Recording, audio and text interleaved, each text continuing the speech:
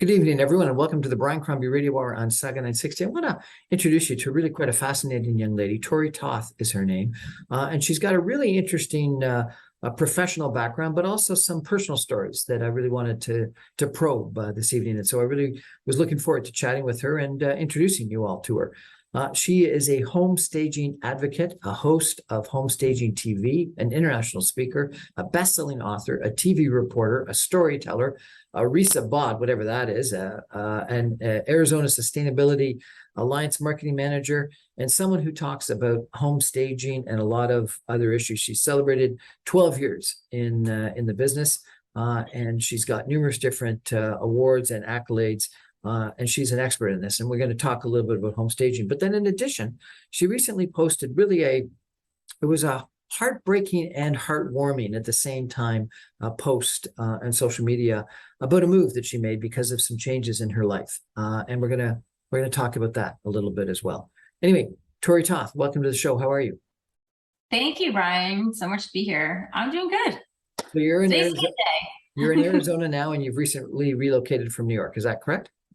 Yes, I lived in Howard Beach, Queens, and I moved to Scottsdale, Arizona. And you're enjoying the heat and the sunshine? It's gorgeous. Actually, I've been out here almost 2 years, and it's not that bad this summer. The first summer I was out here was 120 at least all month of August. So I will take it. So you like the heat? Yes, love the heat. So Definitely. tell us a little bit about home staging. You know, you're an international speaker. You're a TV host. How did you get so involved in home staging? So I was a TV reporter prior to becoming a home stager back in 2009, and I got certified in the industry based off of an article that I read. I was in between TV jobs, and I read this article on home staging and how it's an up-and-coming industry. I liked decorating at that time. I had a house that I just got in New York, and so I also had a background in design and construction. My father used to be own a construction company, I should say. So it was always there, but I always, didn't really fully think of becoming one until I read this article. So I got certified, and the rest was history. I opened up a home staging company in New York City, which has got its own challenges on its own because how big the city is and diverse it is. But yeah, I opened that up, and then I started using video in my business too, because I hated cold calling. And so rather than sitting there and cold calling and trying to contact all these different real estate agents, I would use video as my tool to promote myself and my business. And so this was home staging TV, I take it. Yeah, so we ended up launching, it was a YouTube channel that I created back in 2010, and I rebranded it just before COVID and named it Home Staging TV and gave it back to the industry because I don't do a lot of hands-on staging anymore. I do more virtual staging, and then I also help stagers and real estate agents with their online marketing and videos. You're an author. Tell us what you wrote. Yeah, so I've got 3 books: Home Staging Secrets for a Quick and Easy Sell. That was a bestseller. That was my first book that came out on Amazon.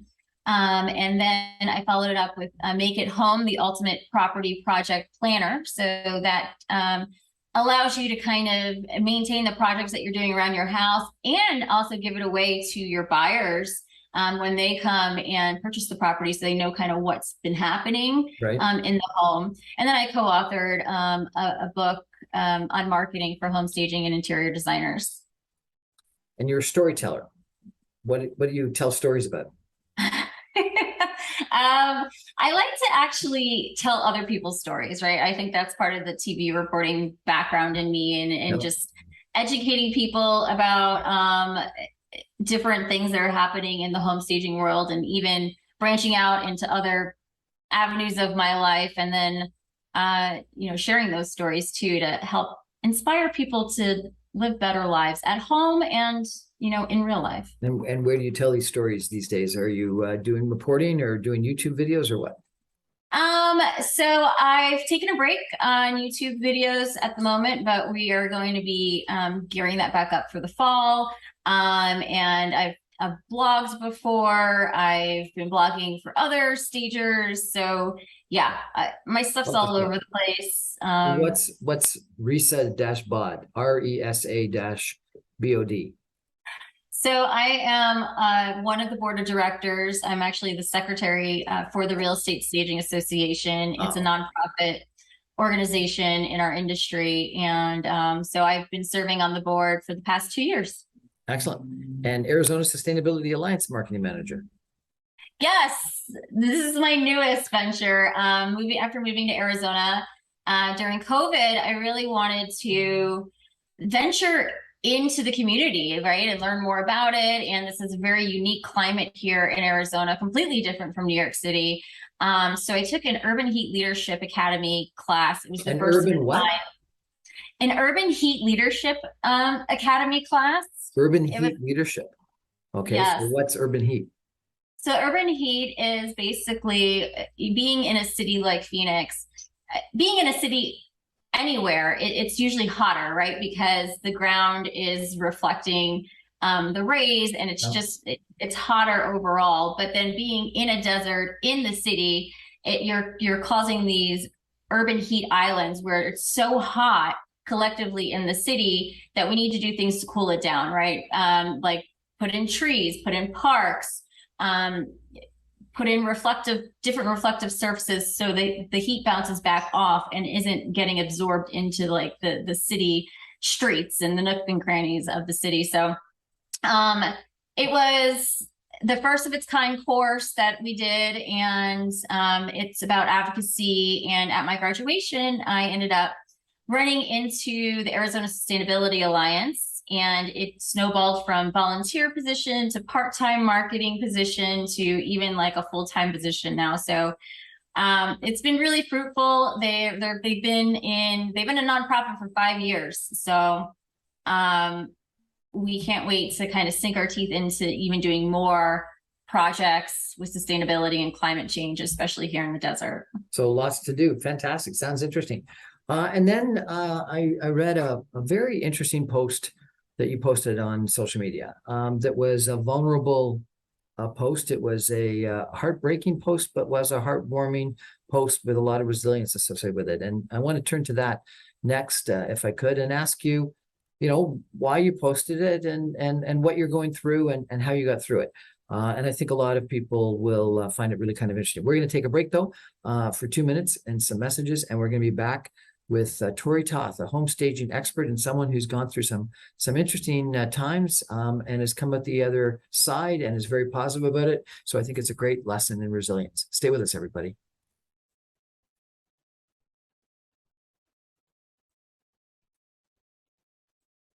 Welcome back, everyone, to the Brian Crombie Radio Hour on Saga 960. Our guest tonight is Tori Toth.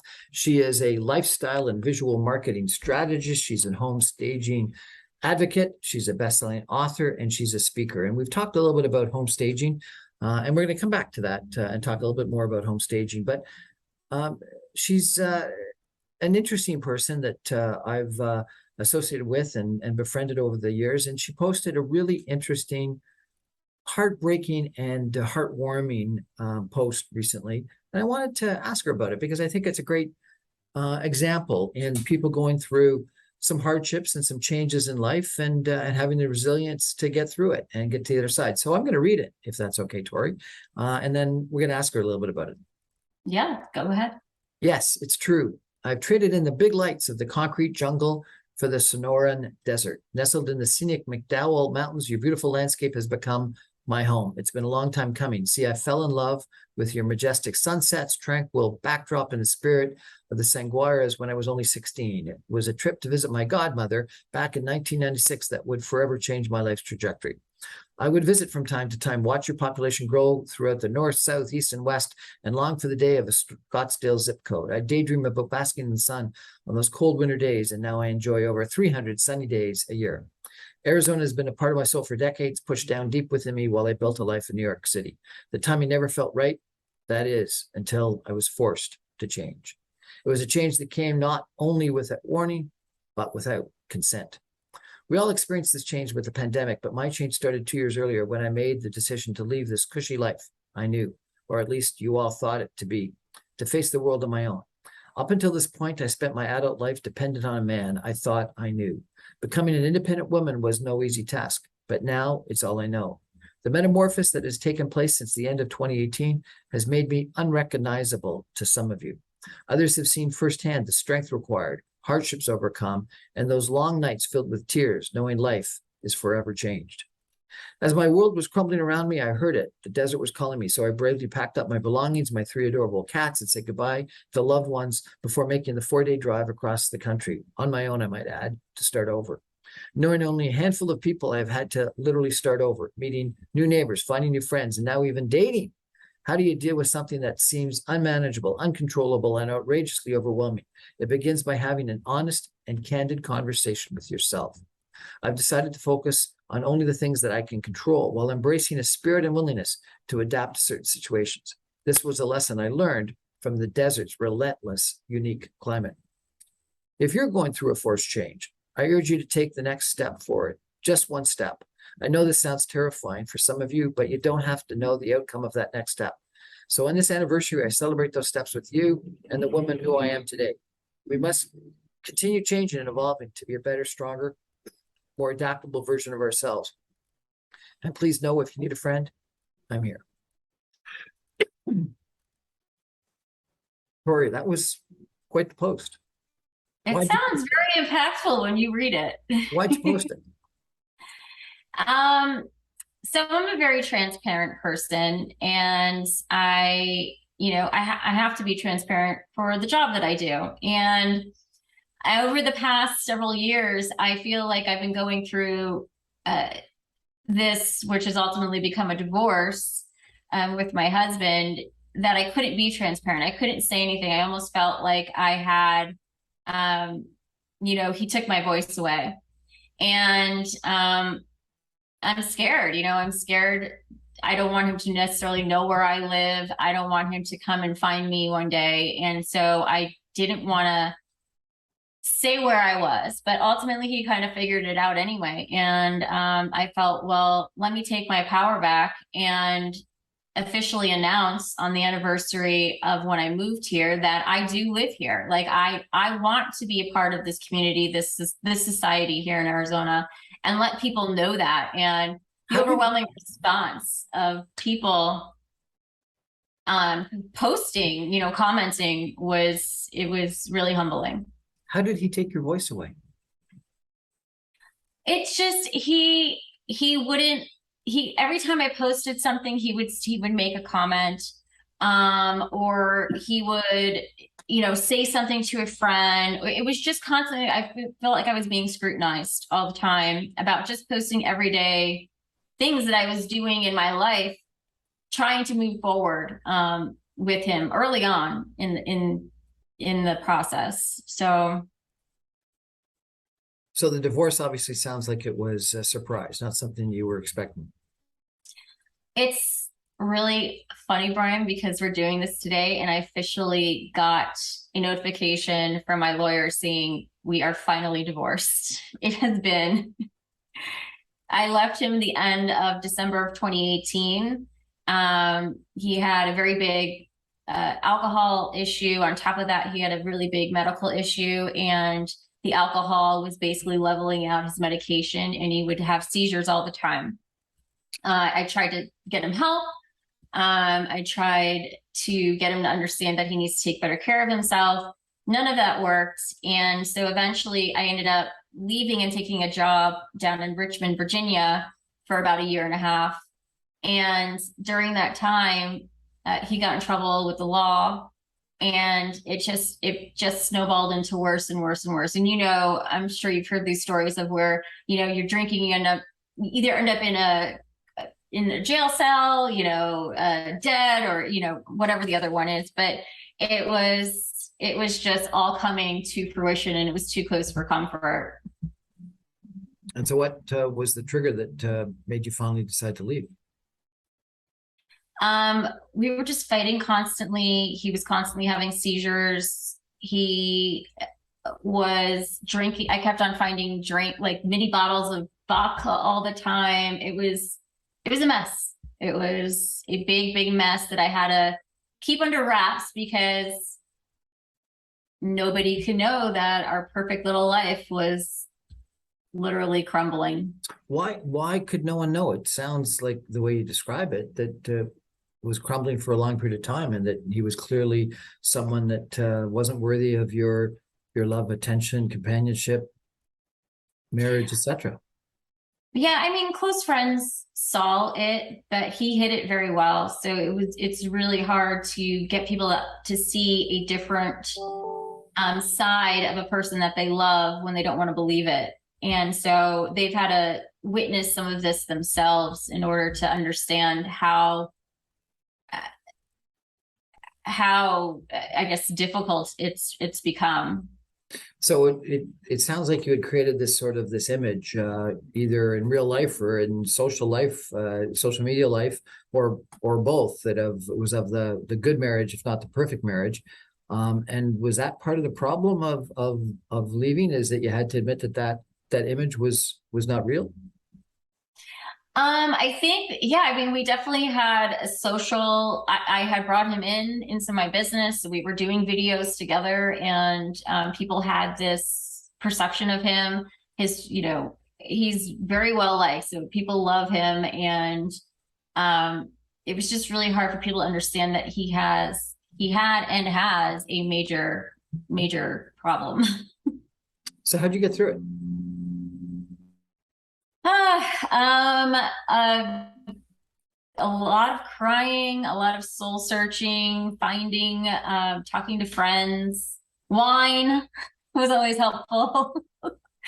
Um, no, but really talking to a good core group of girlfriends to really to help them just understand what was happening. And they allowed me to share the story throughout the whole process. I mean, I actually sent them the text today saying we're finally divorced, but reading more, just doing more things on my own. And I think every time I was able to do a little bit more, that motivated me to go a little bit further. So, versus what happens with a lot of people, the friendships obviously are what get through a lot of people. But you also wanted that move to Arizona and time alone, which is a little bit different than what a lot of people would say typically that they want. Tell us a little bit about why the time alone and the move to Arizona was so helpful and important to you. So I was, like I said, I was living in Richmond, Virginia. I moved back in March of 2020, just when the pandemic hit New York City. So I was already alone. I was already isolated. And it was, you really, I mean, besides the cats that I had, you're really just sitting there contemplating, what are you doing? And I'm in a house and I'm trying to sell. He's making it hard to sell. I'm coming up with all these memories where I've already left for over a year. And I needed to get out of the house. I needed to get out of there and start over and start fresh. And I was already talking to my friends through Zoom and all that anyway, because that's the only way we were able to communicate at that point. So I made the move. This posting that you made got 193 comments. Yeah, it's one of my biggest posts I think I've ever received on Facebook. And the comments alone, I mean, I don't even necessarily remember some of these people firsthand, and just the sheer acknowledgement and I think inspiration that they found in that post. I really appreciate it. I really appreciate it, and I'm thankful for it, because it spoke to me as well. And one of someone I don't know, but someone who posted on your posting, wonderful story of renewal and independence. I'm on a similar path. All the best in your beautiful home. So many people, I think, were impacted by it because they're on their own path. And sometimes it's a similar path or it's just another struggling path. But so many of us have our own journeys that we're traveling, and journeys that have some struggle associated with it. And the fact that you were so vulnerable, so honest, so frank, and yet you obviously have come out the other side and are happy and are living a good life. At the same time, that shows an incredible amount of beauty and of resilience and of perseverance. I think that's what spoke to people, is that, and it wouldn't have spoken to people if you just bragged about your new home in Arizona. The fact that you talked about, in a very vulnerable way, your challenges with your marriage and leaving in the divorce. What do you think it is about that? Is it people want to see other people hurt, or is it your hurt speaks to them and their own hurt? I was so candid basically because in my industry, a lot of the stagers in my industry, they do have me up on a higher pedestal because I've been staging for longer. I'm a speaker and I have this platform. And so a lot of times I feel that they think these things don't happen to me or other people in this similar situation. And so we're all human and we all have different challenges that we have to overcome. And so I felt like sharing my story would actually be able to help somebody else get through the earlier parts of the chapter that I had to struggle through, and find people to help me. So if I could be that person to get them to take that next step, to get out of a relationship they don't want to be in anymore, to move on into a different home, whatever it might be, just don't get stuck and then feel stuck and then complain about being stuck too on top of it. Like let's all keep moving. So if you could speak to the 2018 version of you, and or someone like you living in the sort of the 2018, 2019 version of you, what would you tell them? What advice would you give them? I would tell them to journal, kind of keep notes of how you're feeling, what's happening, and really set a boundary of when is enough going to be enough for you in your particular situation. I've talked to people who have been on the fence of getting a divorce for over a year and a half now. And I'm just like, I was there. I know. You think it's going to get better. He says he's going to get the support he needs. And then it's crushing every time when actions aren't taken, and they're not following the words. So, what is going to be that boundary where you draw the line? And it's scary, right? You don't know what's going to happen. You don't know how it's going to pan out, and you just kind of have to rely on your inner strength and that voice inside your head. What is it telling you to do? Listen to that inner voice in your head. What is it trying to tell you what to do? Good advice. We're going to take a break for some more messages and be back with Tori Toth in just 2 minutes. Stay with us, everybody.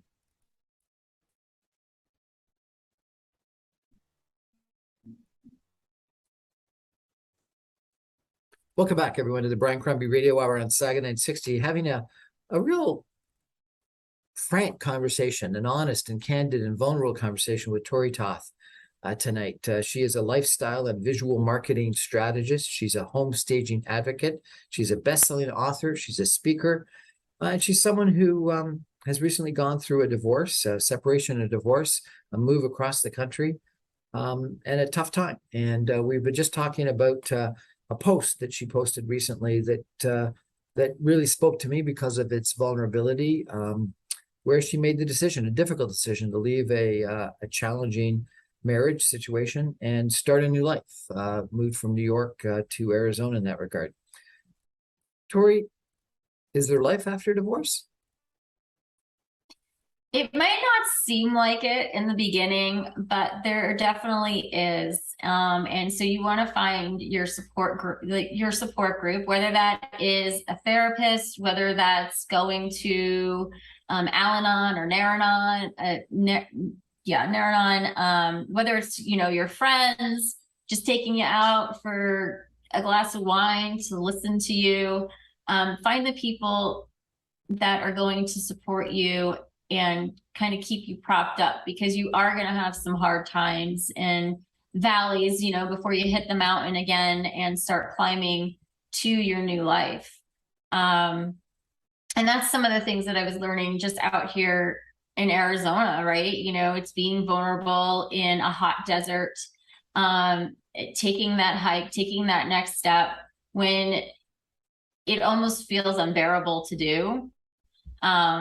In real life, because it's so hot out, but also, emotionally, because it's hard. It's hard to figure out what to do next when everything, all your goals, all your dreams have just kind of dissipated with that other person that you were creating a life with. And I think that's kind of the hardest part for me so far, has been, we had all these ideas and dreams and goals of what we wanted to do. They're not there anymore. What's the sense of creating another goal? What's the sense of having big dreams? Like, what's the sense of all of that if it's just going to be taken away again? So that was one of my big challenges that I had to get over. And it was just really Have you got over it? For the most part, I want to say sometimes I have to go back and just be like, okay, just set a small goal, right? Like, set a goal for the day, set a goal for the quarter, set a goal for your business, set a goal that you're going to go out and walk the 10,000 steps that day. And so it's doing those small things for yourself where you gain the confidence and the motivation to kind of keep pushing yourself forward. Have you started dating again? I am trying. It's hard. Why? Why is it hard? Because I haven't been on the dating scene for a very long time. I've been, with my husband for 20 years, and it's completely different out here. Getting on a dating app or trying to find somebody during COVID it was really, really challenging. So you also want to find someone on your same level, right? And then on top of it, what you don't want. You don't want the things that you just left in the other partnership. So there's a lot of new components from then when you just started out and found a boyfriend and got married and all that stuff back in your 20s and your 30s. It's a completely different ballgame now in your 40s. It must be very different for the guy on the other side of the table as well, drinking wine with you, when thinking through the challenges that you've had and these expectations, these goals and these dreams. And can he live up to what those goals and dreams were, the expectation that you had? I found that some females in your sort of situation, they have this checklist they run through on the very first date where they want to know, what is this? What is this? What is this? What do you want? It's almost something that you wouldn't have typically done until several months after, and you knew that it was a potential committed relationship. And all of a sudden these people are asking those questions right away. How do you deal with that? How do you deal with, are you I think too tough on the guys on the first date? No, I mean, my personality is I just I go with the flow, for the most part, but there are things that I look for and signs. Are they genuine? Are they are they stimulating me mentally? Are they stimulating me physically? Am I attracted to them? Are we holding a conversation? Do they open the door for you? Like things like that. And yes, these can all dissipate. Do they open the door for you? That's right up there with the other top three. My gosh, really? Seriously? Yeah, because it just means something in that personality type, like of that guy. Right? Like he's considerate, he's thinking of your feelings and what you want and doing things for you.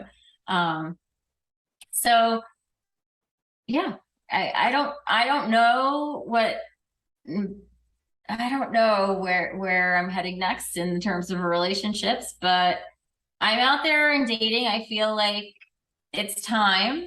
I've moved past I've moved past my relationship with my husband, and it's time to find somebody else who could be my partner and I can grow with. I think that's the most important thing overall. One of the things that was important to you is to move to a new location, and you said that you had some advice on how to furnish or stage a new location to make it your own home. Tell us about that.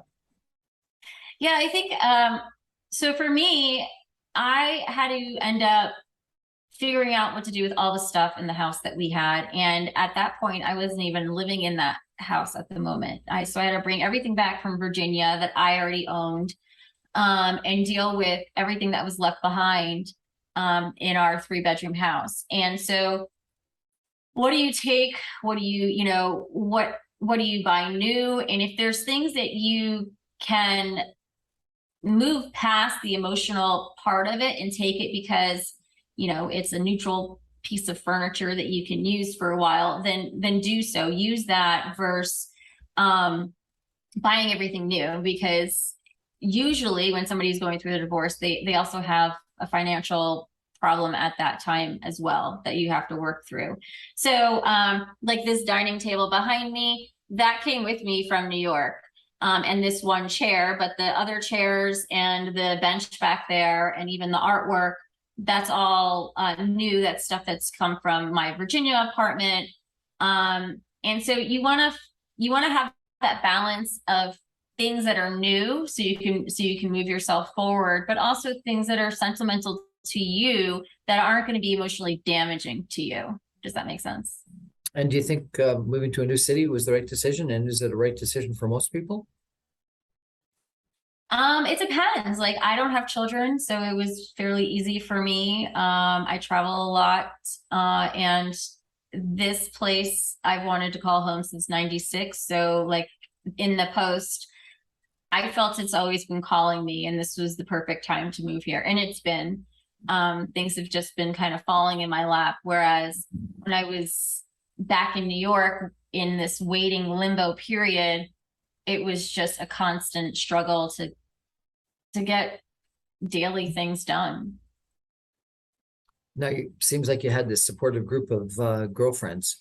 You must have left them behind.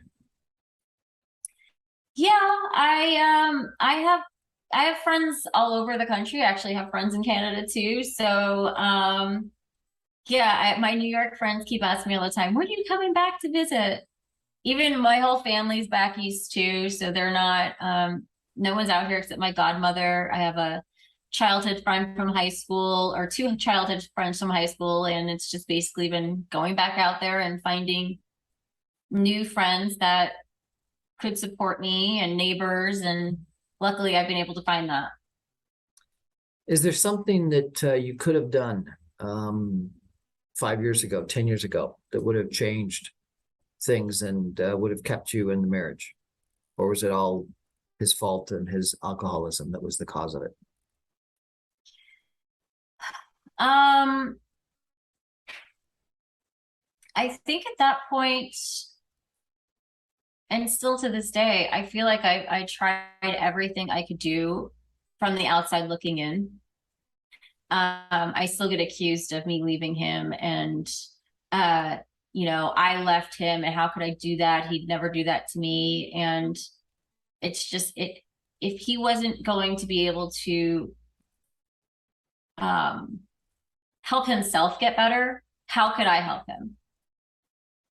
So it kind of came down to that for me. Like I gave him everything I could. I tried to get him into rehab. I tried to do all these things, and it was constantly a slap back in my face that he didn't care. So almost why should I?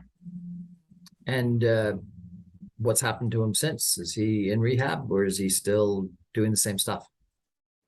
Well, he was in prison for a while and he's back out. And from what I can tell, he's back drinking again. So it was a good decision to leave when I did. Should you have left earlier? Um, Probably, maybe, but I never did. So I can't look back and be upset about that. Because you can't change the past. Yeah. So again, and maybe it's not you yourself, but what advice would you give males or females that are struggling through a decision in regards to whether they should stay in marriages? I'm no expert in marriage counseling or anything like that, but I definitely feel like you have to look within yourself, look to see what you want, what you expect. Again, that boundary, is it being crossed every day? Are they draining your energy? And is that an issue for you? You really need to sit back and take in the big picture of what's happening and not be afraid of what could happen if you leave, versus just staying in a marriage that's not going anywhere. You talked about a metamorphosis that had taken place since the end of 2019. It's made you unrecognizable to some of you. What was a metamorphosis? Just as an independent person? Yeah. A lot of people thought like I depended on him for everything. Obviously not the words coming out of my mouth and stuff like that, but supporting me with the house and financing things and basically being that support system for me. People didn't think I could do that. And so I had to prove them wrong because I had to survive. I had to be able to figure out how I was going to make an income. I had to be there for my clients at the time. I, had to be dealing with him calling constantly and harassing me. So it was a lot. It was a lot of stuff that was put on my plate. You said, how do you deal with something that seems unmanageable, uncontrollable, and outrageously overwhelming? It begins by having an honest and candid conversation with yourself.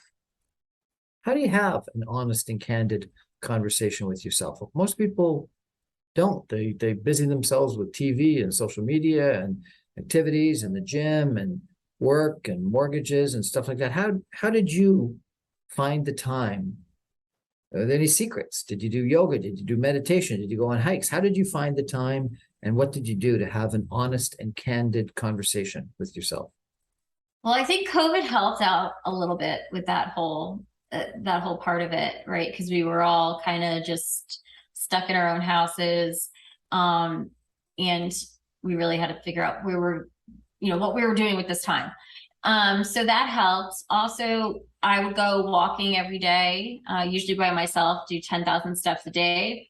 I was 20 pounds overweight that I am today. And so I started walking. And when I was walking, that made me start thinking more about what I wanted, what was happening, what could I control, what couldn't I control? How am I going to have this conversation?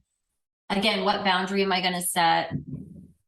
And that's really where it started. Also journaling, because for me, going back and reflecting now after so many months, so many years, it's like, oh my God, I don't even know who that person is anymore. That's not the way I think. And I think that is the joy of getting past something, is that you can physically see that happen in yourself, right? Because we're doing it day to day. We don't see it happening necessarily, but when you go back and you're actually reading something that you wrote, or if you want to do it on video or something, I think it makes a huge difference, because it's proving to yourself that you have moved forward. Which I intend with Tori Toth. She's a home stager expert. She's an author. She's a TV host. She's an advocate. But we're talking about her own personal life and some changes that she's gone through and how she's got through them and how she was very frank and candid in some postings that she made to try to help herself, but also to let everyone else know that you can get through challenges in life. We're going to take a final break and come back with some final comments, primarily about the home staging, because I want to hear about your business and how people can access your services or see some of your YouTube videos or things like that if they're interested. Stay with us, everybody. We're going to be back in 2 minutes with Tori Toth.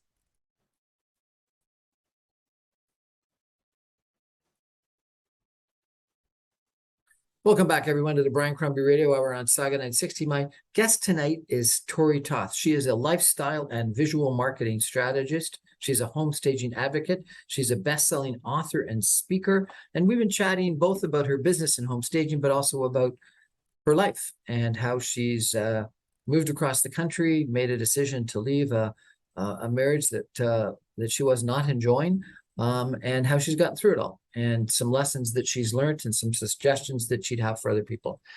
Tori, tell us a little bit about your home staging business. I got to ask you, the real estate market, all over is going through some challenging times right now.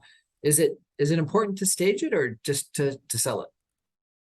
Well, the market is starting to shift now, and so staging was really hot during the whole COVID time too. People were using home stagers, even though houses were selling, quickly.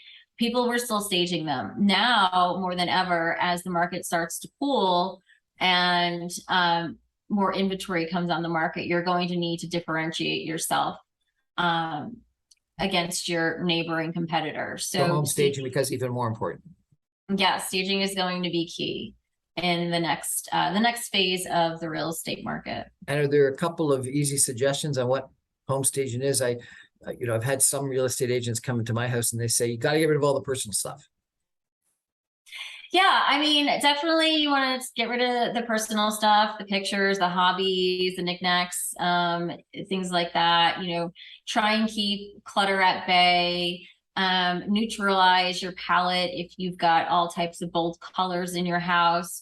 And bring in personality that relates to the region of where you live in, because that's going to help basically showcase the lifestyle that the buyer could have if they purchase this property, right? So we have to add in personality of, for instance, the desert, right? So bring in some succulents, bring in some more Southwest modern-y type vibe versus having a very traditional home. And so it's doing things like that that's going to really set your pictures apart, which is going to help buyers notice your listing before your neighbors. If people want to access some of your videos or some of the articles that you've written, the blogs that you've written, and/or I've just noticed on social media that you're posting every couple of days other comments and pictures of things you like and things you don't like. How do they best do that? Yeah, I would just say go to toritoth.com. You can follow me on all my social media channels over there. You can see my blog, and we also have a special section over there too where you can head up our YouTube channel at youtube.com/homestagingtv. Tori Toth, thank you so much for joining us tonight. I really appreciate your honesty and your frankness, your candidness, and your vulnerability, that you were willing to put yourself out there, because your story, as I say, was heartbreaking and heartwarming at the same time. You and I met a couple of years ago, I presume when you were happily married, and so it was challenging to read your story. But then the fact that you came through the other end of it so well and were so positive about your move to Arizona and the life you're building for yourself right now, it gave me encouragement. And so thank you for that. I really appreciate it. Well, thank you for allowing me to share it. And if anybody, is going through something similar like this, please feel free to reach out to me. I'd be more than happy to share my experiences with you. That's our show for tonight. Thank you for joining us. I'm the Brian Crombie, host of the Brian Crombie Radio Hour on Saga 960. You can get me every night at 6 o'clock on 960 AM, and you can stream me online, even from Phoenix, Arizona, at www.saga960am.ca. Thanks for joining me, everybody. See you again next time. Good night.